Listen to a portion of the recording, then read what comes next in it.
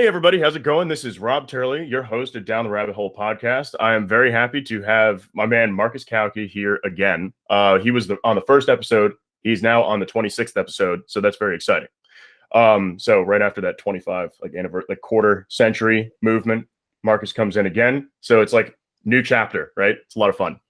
We're going to be talking about buyer safety. We're going to be talking about sales, a force for good.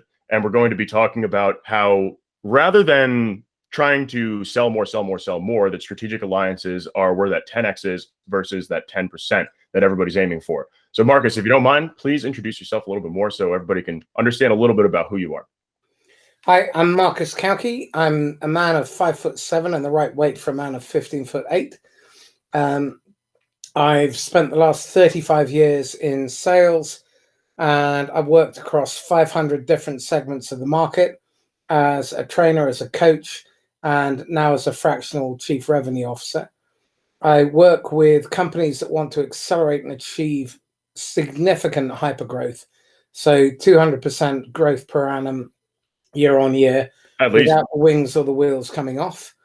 And I've also co-founded a movement called Sales, a Force for Good, whose intention is to wrestle back ownership and control of the sales profession from the shysters and snake oil salespeople, and to challenge bad management and leadership thinking and bad investor advice. Right. And that would also be a volunteer program too. So nobody's paid. Everybody's just doing it to make a difference. It's for the betterment of sales and what sales stands for, because honestly, pretty sure everybody is sick of all the bullshit. So cut out the bullshit. Well, just one other point, Rob, that we are capturing all the best practices and the ROI use cases and making all of those lessons freely available to anyone who's part of the community forever. So this isn't about making money for ourselves.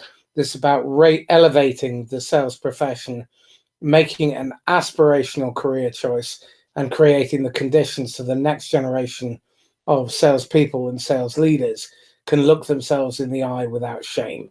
Right. What's happened in the last 40 years is just frankly upsetting and obscene.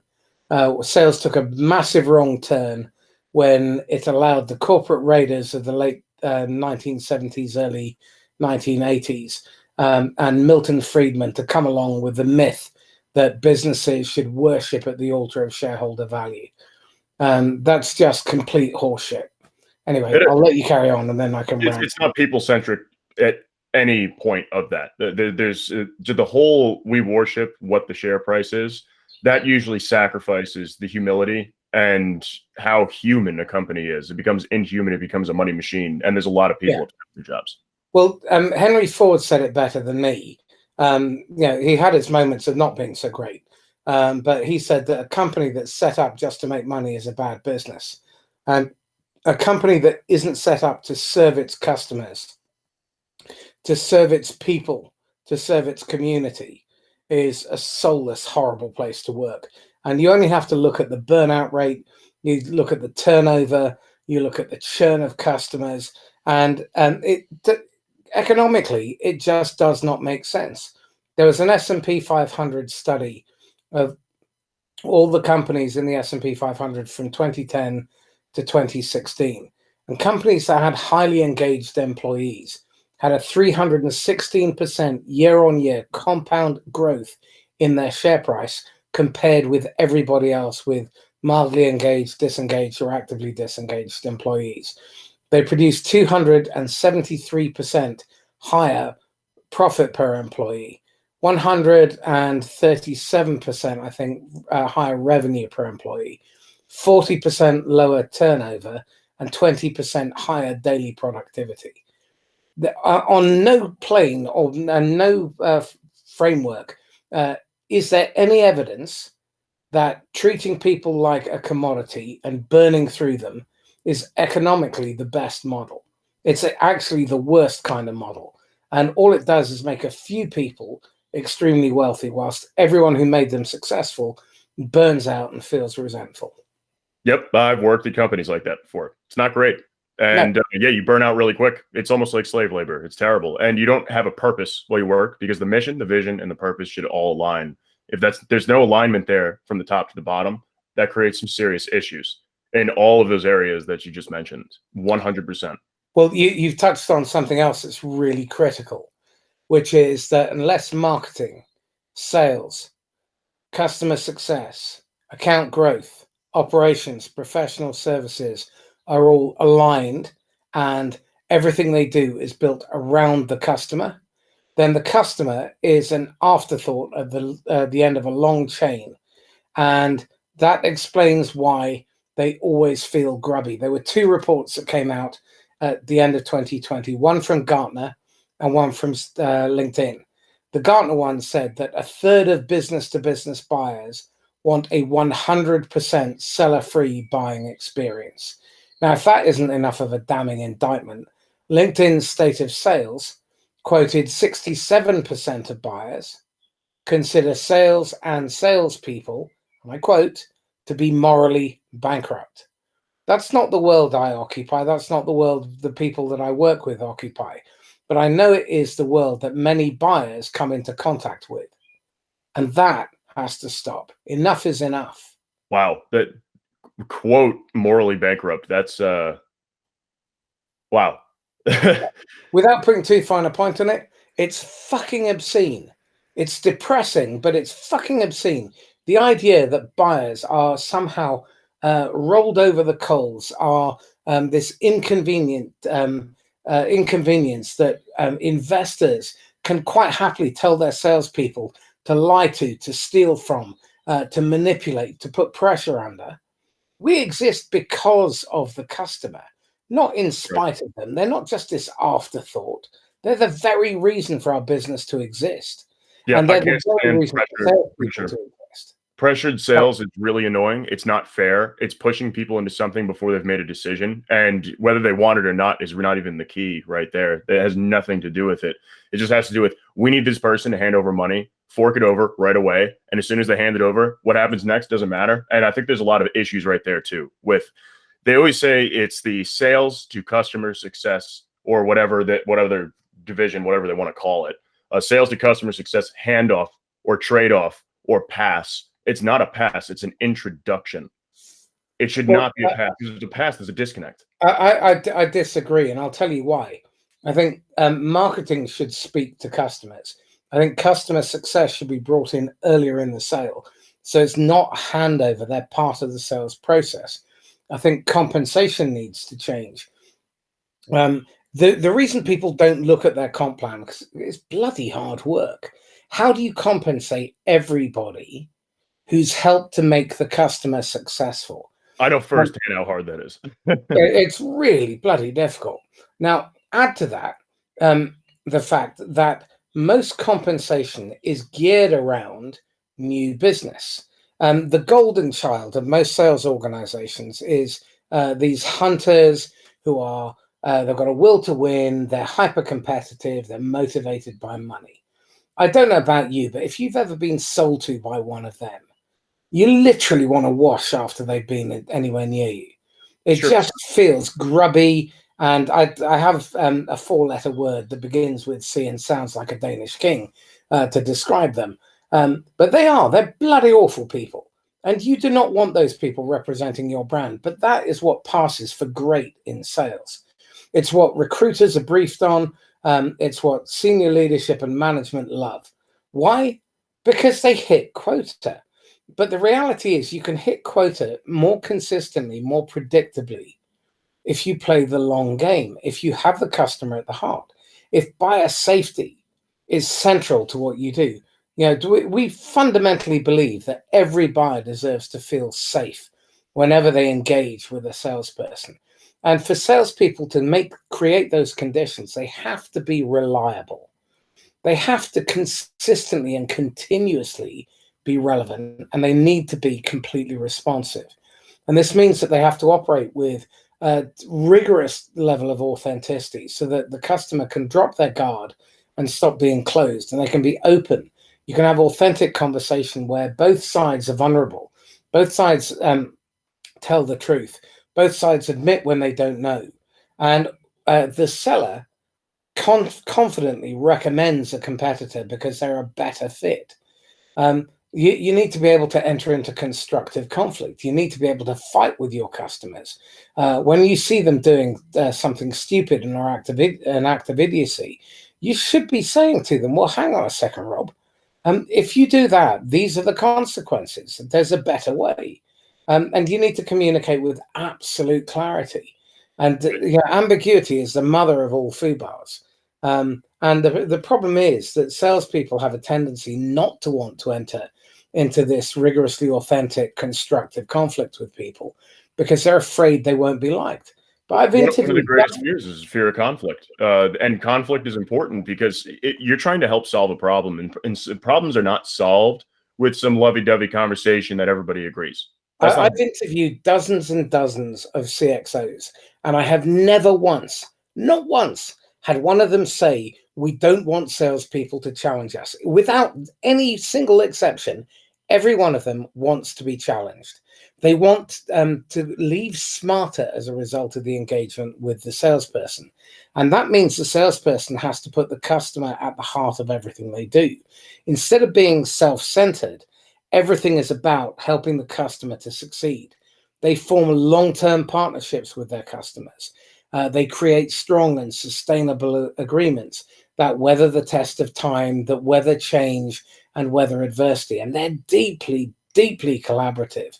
They work with their customers over time to deliver sustained success and co-develop products and co-develop solutions that allow them to create value and deliver outcomes that make the customer successful. And so the compensation, I believe, needs to shift. And the biggest payout is when the customer's outcomes are achieved and they have been successful as a result of having made that investment in you and your partners.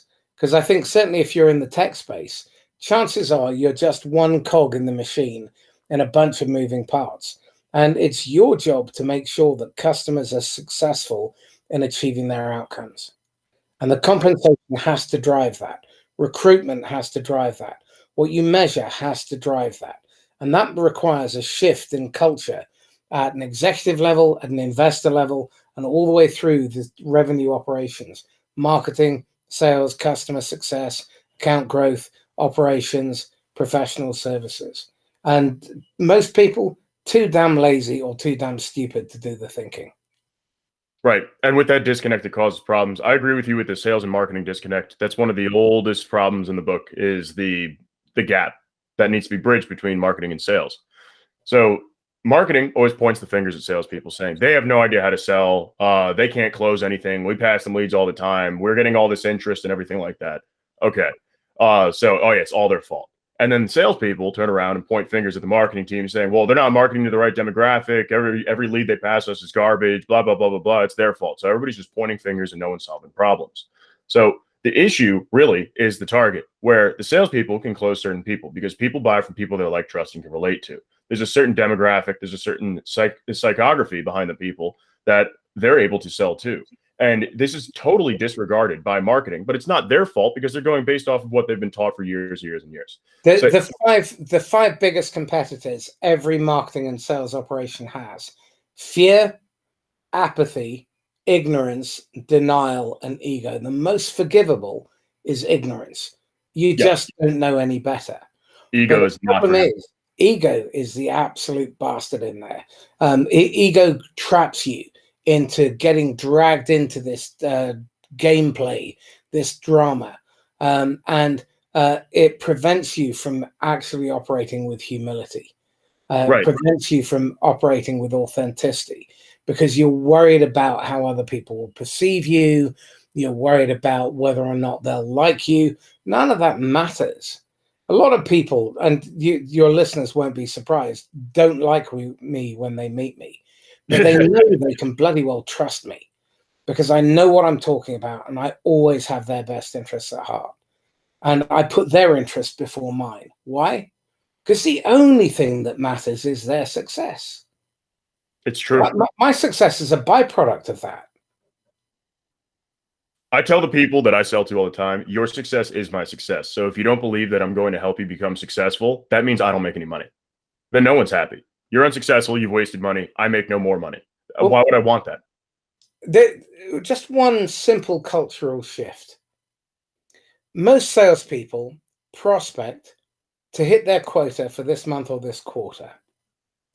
When I work with my sales team, I'm telling them they have to prospect for a customer who will be a customer in 5, 10, 15 years' time. And it doesn't matter if they don't hit their quota. It doesn't. What does matter is that they sell to the right people for the right reasons. And those customers are blown away because of the level of attention, the reliability, the relevance, the consistency, and the fact that we always put them first. And the beauty of doing that is that the tariff on your prospecting time and the effort that goes into it when you're not churning. Now, I go into organizations where they have a 60, 80, 100, 120, 180% turnover of their salespeople. I don't know if you've ever calculated the cost of a wrong hire, but it is eye-wateringly, sphincter-poppingly expensive. Isn't it like 30 grand? Oh, God, no. That's cheap. Even if you're hiring an SDR, you're getting away cheap if it only costs you 30K. Most people don't do the real calculation. You've got the cost of hiring, training, onboarding, and then you've got all your management costs in that process. Then you've got to provision them. Then you provide them with leads and you provide them with marketing support and you pay them a salary for them to go out and prospect. Meanwhile, they're filling their pipeline, and then there is a hidden cost of sale. It's not just the amount of money that you bring in; it's all the the effort in the background that goes into getting them to this point. Now, when you think about it, according to Connect and Sell, who do 40 million cold calls a year, so it's a good, reliable statistical base. On average, salespeople are making 33 dial attempts to get one effective, unless they're calling senior executives in IT, in which case it's 1 in 46. Now, 1 in 14 of those effectives results in a first meeting. Now, you do the maths. Then, on average, 7 out of 8 first meetings do not result in a second. Only 1 out of 8 does.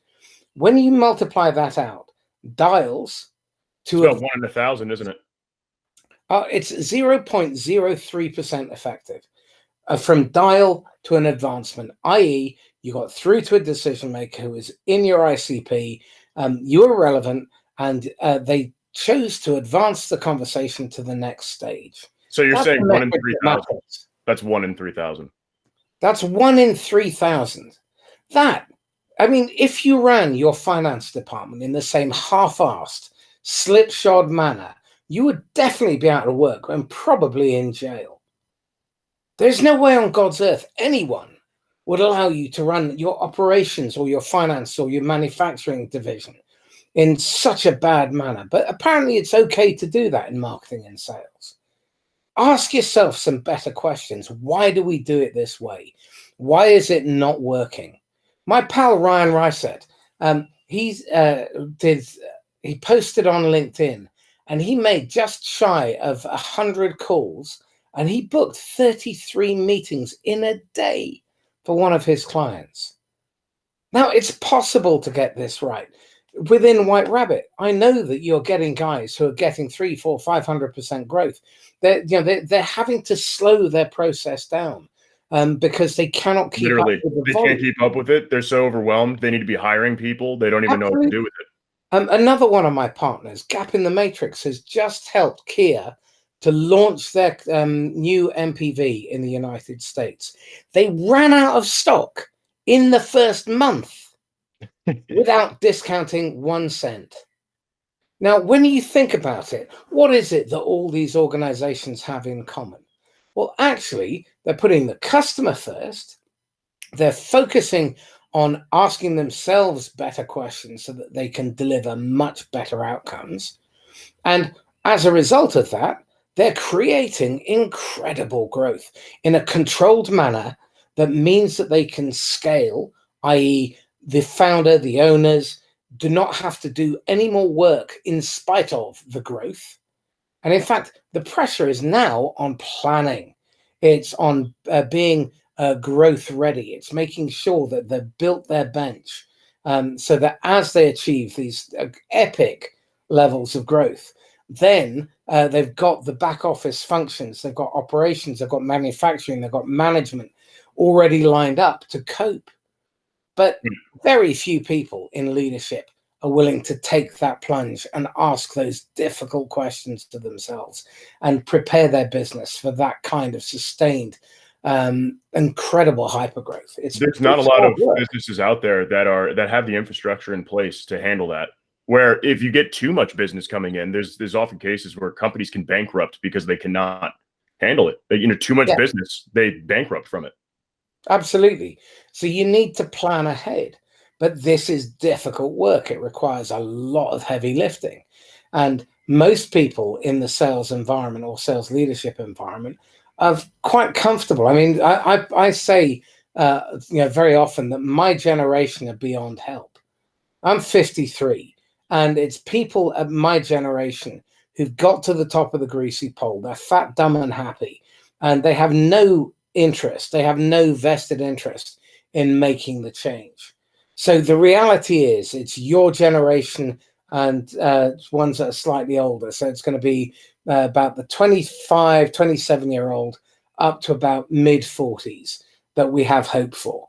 Beyond that, the bulk of them are just too comfy. And it doesn't matter to them that they're burning through salespeople and SDRs on a regular basis. It doesn't matter to them that there is massive mental illness that's being created from the stress. It doesn't matter that customers burn out. Well, I'm here to say it bloody well does matter. I'm furious, absolutely rabidly furious. Well, I mean, how do you think we got to this point? It's all of that. Over and over and over and over and over and over again. The toxicity is just spreading like a disease. Shareholder value comes from having a great business with lifelong customers and highly engaged employees who give massive discretionary effort and they put their customer first. That's the reality of it. Yeah, I would agree with that. But then also shareholder value, the way that I look at it. So I'm pretty damn good at investment, like stock investment and playing the stock market. When I was starting the company, I took no paycheck for a year and a half. How did I pay the bills? Really good at playing the stock market.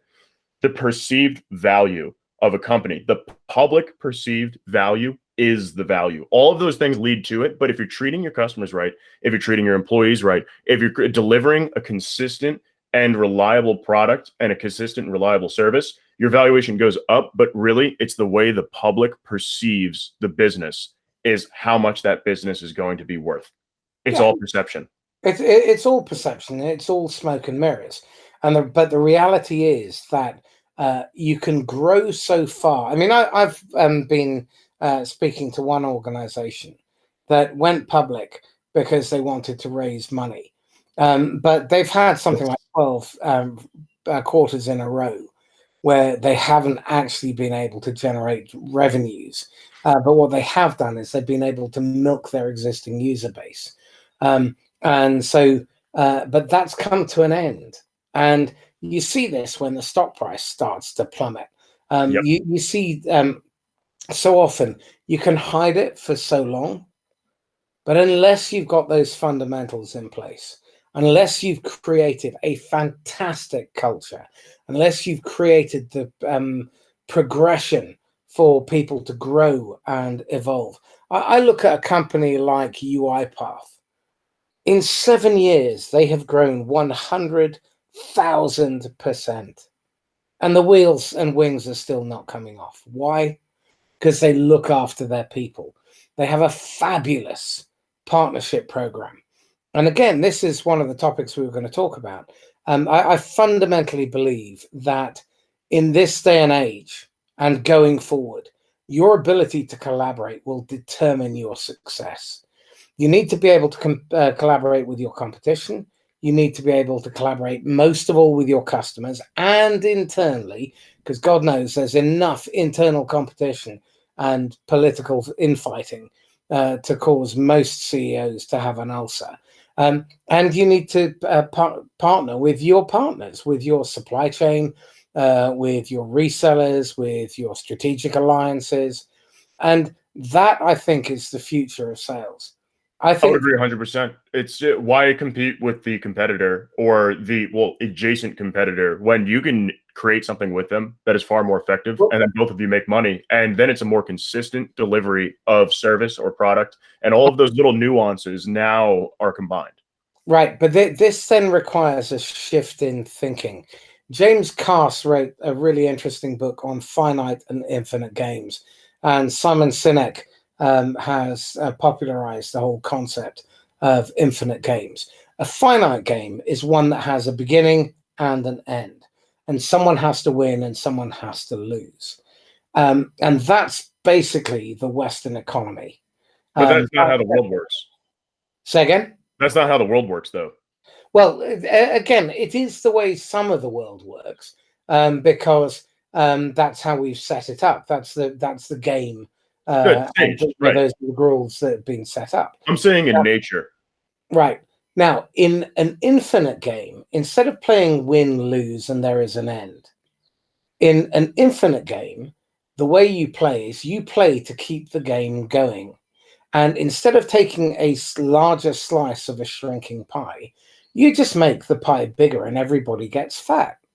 And I think fundamentally, strategic alliances, I'm working on my next book specifically around this topic, because I think it's so important that people really understand that you've got the formal channel, but there are also plenty of strategic alliances that you can set up with people that you can go to market with, that you can go to market through.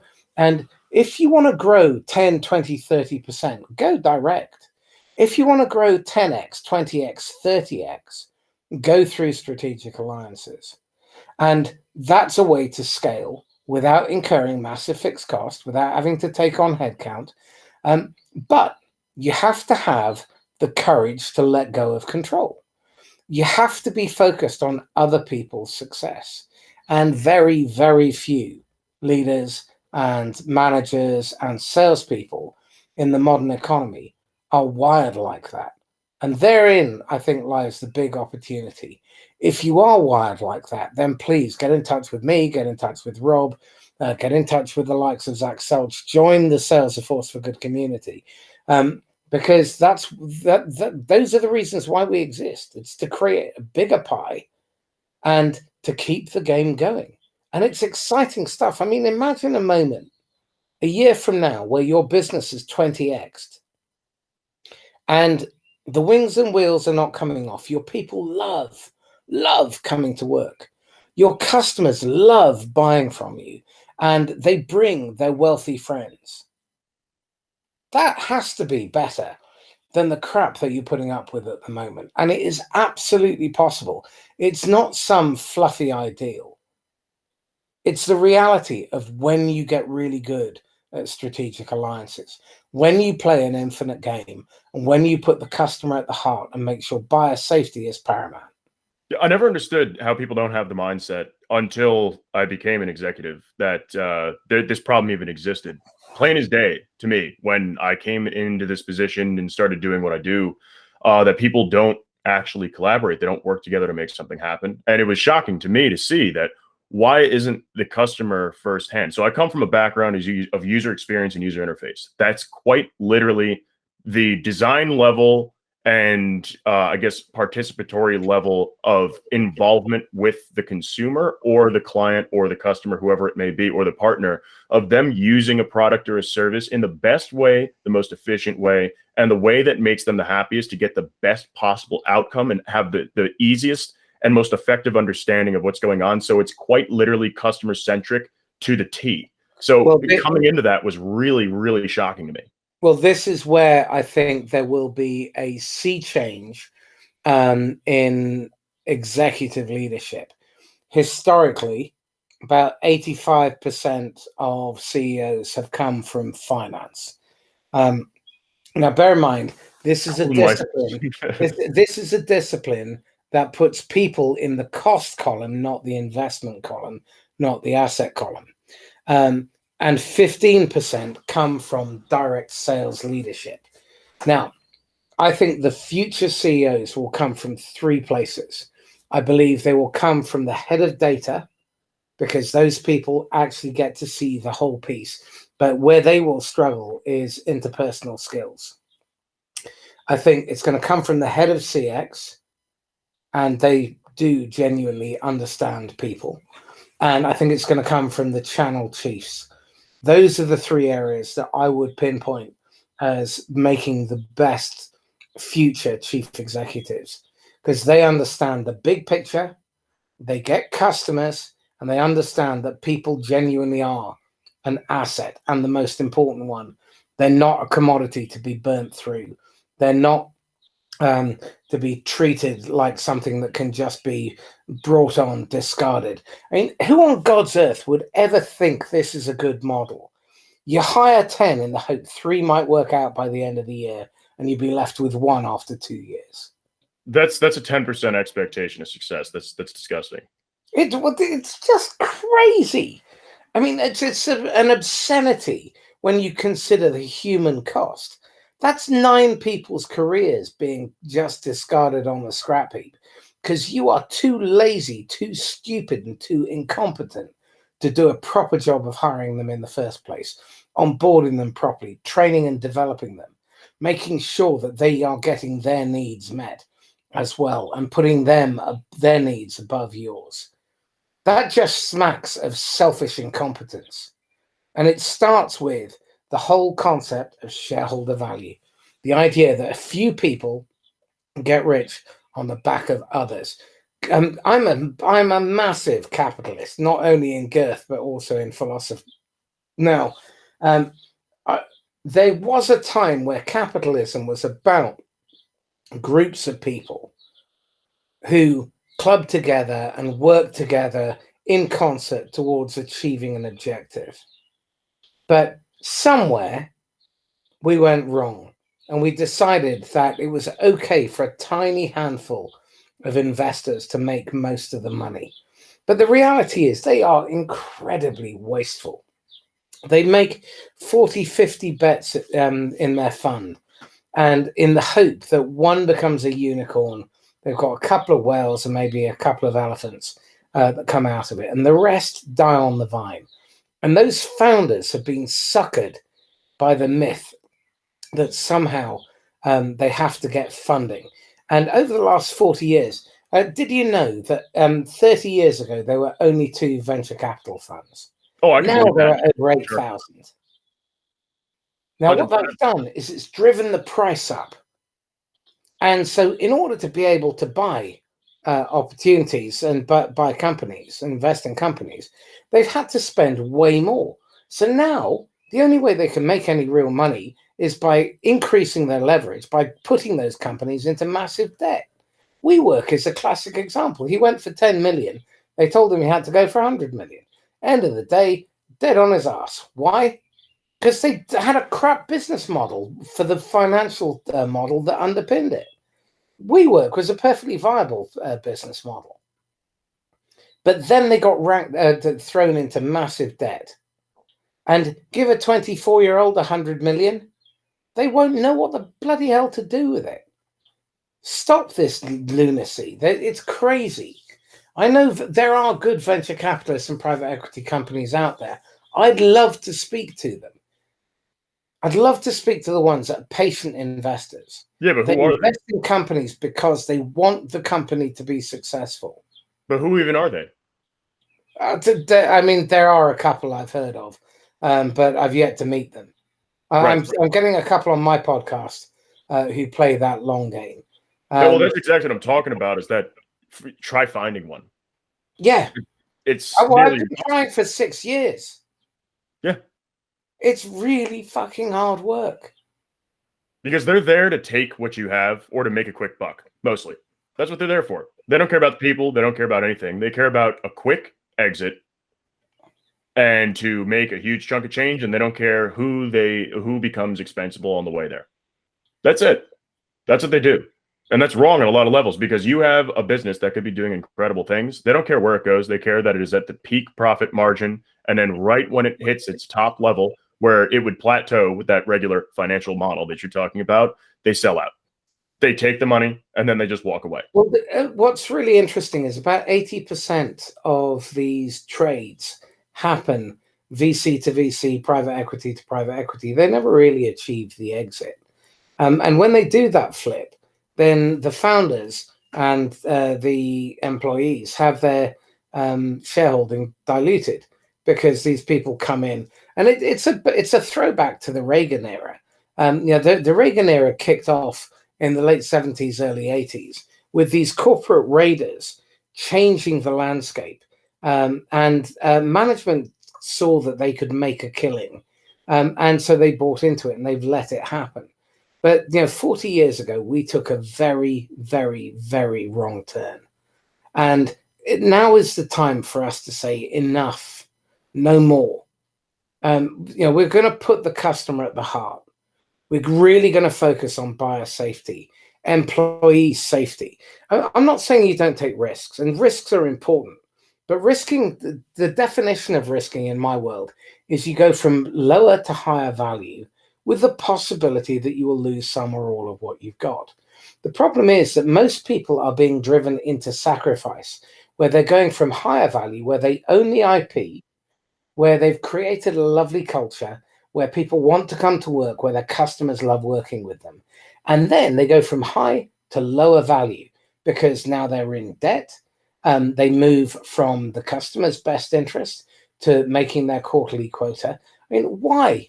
They need to reduce bottom line costs. They need to increase top line revenue, and they need to make up for the difference. Is that they're trying to chase the whole idea behind we owe so much money. What do we do? Well, we have to cut. We have to cut. And this is where the corporate raiders kicked in 40 years ago. So I'll bail you out by giving you a giant lump sum and then just change everything. But why does a privately owned business need to operate on quarterly reporting cycles?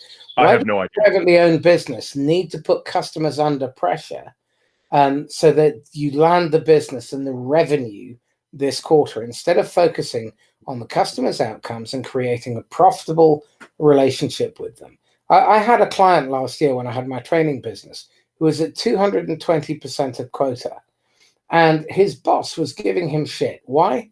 Because he wasn't putting out enough proposals, because the VC were telling them that they had to put out more proposals. Jesus Christ. His conversion rate was 95% on proposals. And they were... Well, hang on, this is important. He was 220% of quota, and he was being told to put his clients under pressure to buy no matter what, even if he had to offer an 80% discount. Now, those customers wouldn't buy until they were ready. And when they were ready to buy, they'll still want the 80% discount. So all he was doing was all that was happening was he was being put under pressure in order to make up for the notional fictional revenue target that the rest of the team was unable to achieve, and strip his pipeline out for the next quarter. You Marcus, that story, you literally have my blood boiling right now. Yeah. That is absolutely horrendous. It's disgusting. That cannot. What? Discounts don't even make sense, because the second you say they can have one, they're getting it.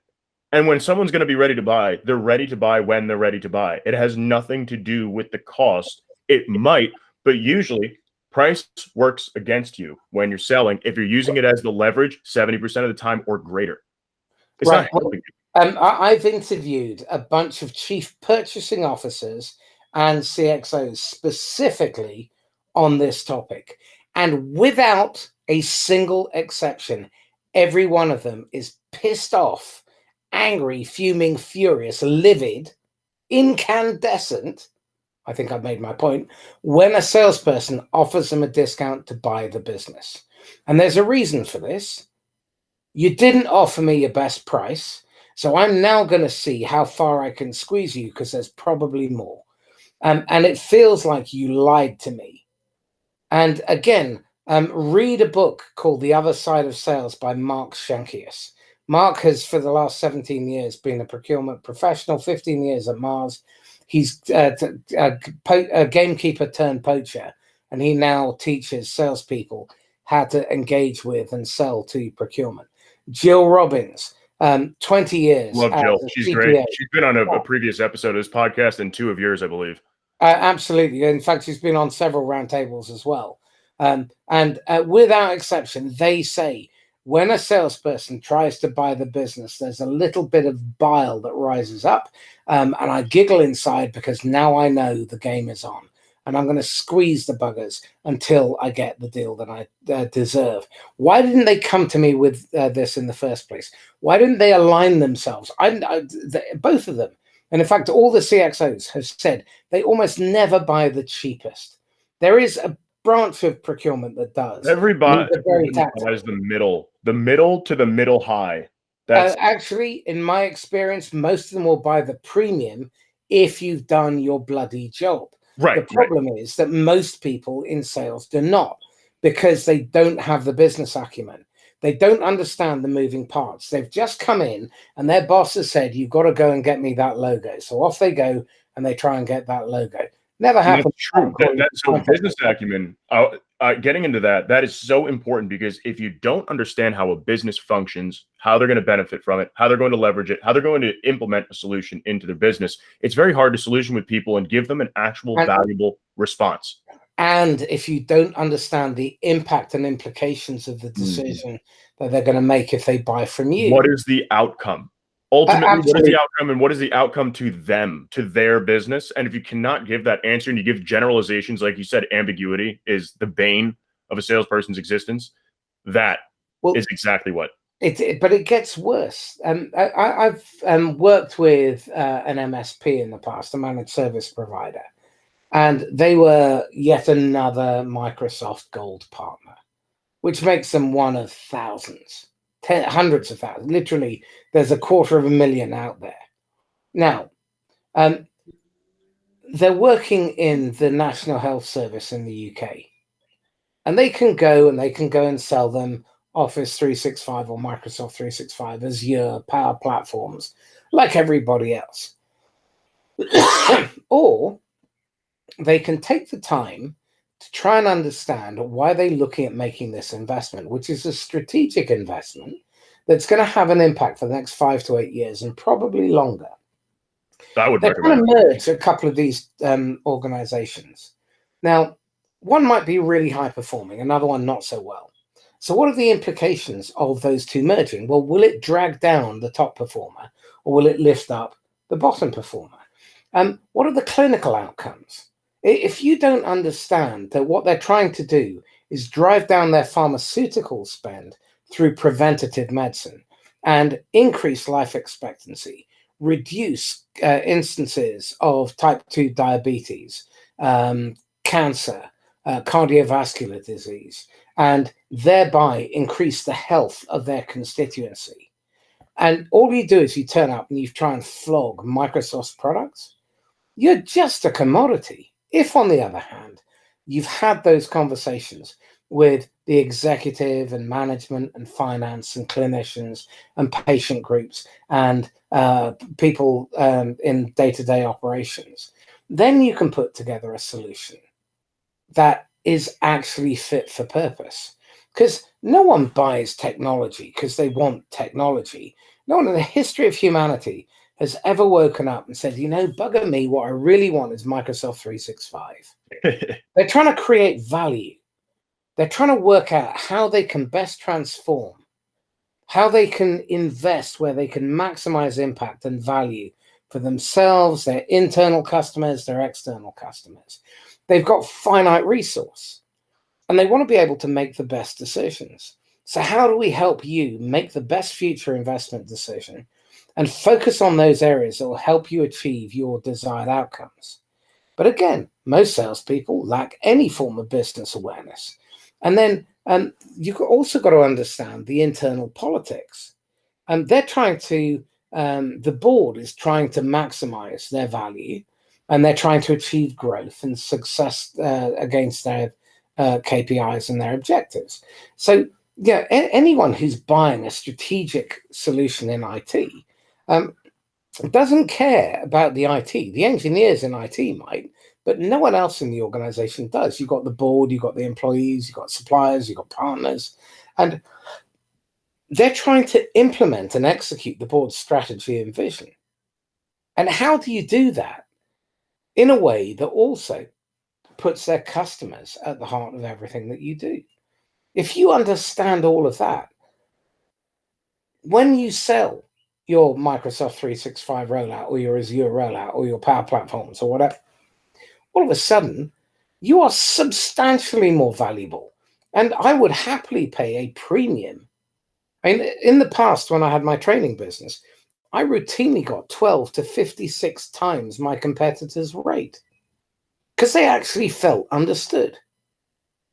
And that meant that I didn't have to do anywhere near the level of prospecting that my competition did. If I got paid 56 times more than my competitors, that means I need 156 of the revenue from each deal. Now, let's say it's 12 times. That means that I don't have to do those 33 dials to get those 14 effectives to get that one meeting. 12 times over. Got to ask yourself better questions. That's right. And the salespeople need to ask better questions, and they need to help solve a problem. Because what do high-level executives do all day, every day? They solve problems. That's their job. So if a base-level employee has an issue and they can't solve it, they talk to their manager. If the manager can't solve it, they send it up to the director. If the director can't solve it, they send it up to the VP. If the VP can't solve it, it goes up to the C-suite. The C-suite can't solve it, you're shit out of luck, and they need to find somebody external to help solve the problem. So if they're having these problems and they don't have a solution for it, and you're not helping them actively solve a problem, they have no reason to talk to you. Well, if only it were that simple. Because by and large, what most people are doing in most organizations, because of the culture that they've created, is they're hiding their mistakes. One of the things I love from is the worst thing. Yeah. Well, one of the worst things that the market has right now. Ray Dalio runs the world's largest privately owned hedge fund. And he wrote a fabulous book, which everyone who's listening to this should read, called Principles. And they have a failure log. And they are perfectly fine with failure. What they punish is hiding failure. If something gets put into the failure log, then they collectively work out how to solve that problem. But the idea that actually senior executives are solving problems, I think, is Alice in Wonderland stuff. It's a fairy tale. Most of the time, what they're doing is they're putting out fires, many of which are of their own making because of the culture that they have created. They've created these conditions where they are chief fire officer and head arsonist all in one. They end up doing their day job early in the morning, late in the evening, and at weekends. And they're suffering from burnout because they're not asking better questions. They're not taking enough time to reflect. Another fantastic book is The Road Less Stupid by Keith Cunningham. One of my favorite takeaways from there, every chapter has a bunch of questions that senior executives should read, digest, and respond to. And it is the most excruciating read for that reason, because you realize just what a shit job you're doing as an executive. What's the name of that book? One of my favorite takeaways was take 40 to 45 minutes every week. You, a legal pad and a pen, no interruptions, and one question that you then spend 40 minutes thinking deeply about. And what normally comes out of that actually is more questions. But if you want better answers, ask better questions. What was the name of that book? The Road Less Stupid. The Road Less Stupid. That's a good. I got to check that out. Yeah, because it's something that I do is that I reflect for about an hour a day. That's just something I've always done since college, and so that's interesting that it's in there like that. And the way that it's framed, I think, is really awesome. That could help a lot of people. Well, at the end of each chapter, there's a dozen or so questions that will make you wince as an executive. They're fucking brilliant. Love it. Oh, I'm excited. I'm about to buy that puppy. That sounds great. So if anybody wants to buy that book, check it out. It'll be great. And if anybody wants to check out, so we're low on time, Marcus. I'm sorry. This is a lot of fun. We can go for hours and hours, of course, but don't want to do that to the listeners. If you want to check out Sales, A Force for Good, it's SAFG, #SAFG, SAFFG. It's awesome. Feel free to get in touch with Marcus or myself or anybody who is affiliated with it. I'm going to be putting it into my tagline and LinkedIn so you could search it. But I think pretty much everybody else is going to be doing that, right, Marcus? So it's searchable. But yeah, no, this is great. And really, I think the key takeaway here is that it's a change of mindset. It's a change of heart. It's a change of process, and it's a change of perception is what's going to get us to the next level of business, because where it's been headed is honestly pretty sad. Part of why my business exists is because of this problem. It is so blatant, and coming into what I was doing to begin with had nothing to do with what I'm doing now when starting the company. And it was from listening to the market that we turned and pivoted toward this direction because of how clear it became of how much pain and how many problems are within it. We created it because there's a need for it. Well, we created it first. There's a need for it, but it's not nearly as badly needed as what's going on here and what Marcus and I are talking about, and what really all of the people who are trying to instill change into this society of business that we have today are trying to change and do better. So I think it was really an eye-opening experience, and it probably was an eye-opening experience for everybody listening today. So I hope everybody got some value out of it. If you'd like to contact Marcus, what's the best place to get in touch with you? Email me, marcus@laughs-last.com, or direct message me on LinkedIn. And if you own or you're the CEO of a tech company in the 10 to 50 million mark, and you really want to grow your business without the wheels coming off and grow compound 200% per annum, have massively engaged employees, customers for life, then let's schedule a Zoom call. Absolutely. Yeah, no, he's the real deal. I work with him. Fantastic. And then last, this is Down the Rabbit Hole podcast. So if you want to find this, you can find it pretty much on any streaming service. Hashtag DTRH podcast. If you listen to it, if you like it, share it, use that hashtag. That'd be fantastic. But yeah, thank you so much for your time today, everybody. This podcast is brought to you by White Rabbit Intel, a sales enablement artificial intelligence company that helps you hit that 10x growth and enables sales marketing teams to know more, win more, and close often. And I mean that too. The results have been ridiculous so far. Very good stuff, as long as you participate properly and take it seriously. Anyway, and implement. Sorry, what, Marcus? And you implement it. Yes, implement. Well, I mean, being the best you can buy anything in the world, and if you don't implement it or use it, it's useless, right? Absolutely. Cool. Well, thank you. Thank you. If you enjoyed this episode, follow Down the Rabbit Hole podcast for new episodes weekly on Podbean, Spotify, Apple Podcasts, Google Podcasts, Amazon Music, Pandora, and YouTube. If you'd like to apply to be featured on the podcast or recommend a featured guest, please feel free to email us at theteam@whiterabbitintel.com.